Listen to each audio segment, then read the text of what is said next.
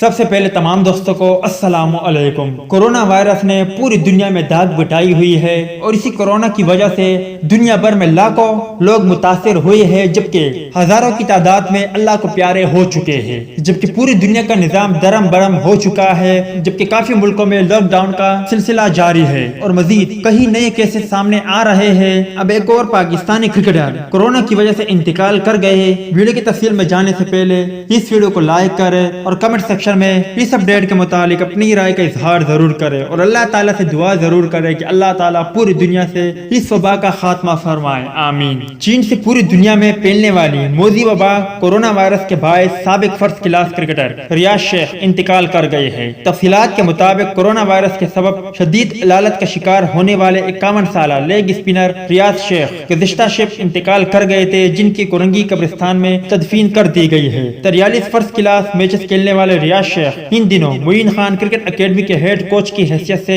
خدمات سر انجام دے رہے تھے۔ در اثنا سابق ٹیسٹ کپتان معین خان، راشد لطیف، سرفراز احمد، جاوید میداد، وسیم باری، ظہیر عباس، فیصل اقبال، توصیف احمد اور پروفیسر اعجاز فاروقی سمیت دیگر نے ریاض شیخ کے انتقال پر گہرے رنج و غم کا اظہار کرتے ہوئے دعائے مغفرت کی اپیل کی ہے۔ تو دوست یہ تھی سابق کرکٹر ریاض شیخ کے انتقال کے حوالے سے کچھ اپڈیٹ۔ امید ہے اس اپڈیٹ سے آپ بھی مایوس ہو گئے ہوں گے۔ اللہ تعالیٰ سے دعا ہے کہ اللہ تعالیٰ ان کی فیملی کو صبر جمیل عطا فرمائے، جبکہ ریاض شیخ کو جنت الفردوس میں اعلیٰ مقام عطا فرمائے، آمین۔ ملتے ہیں کسی نیکسٹ ویڈیو میں، تب تک کے لیے اجازت دیجیے، اللہ حافظ۔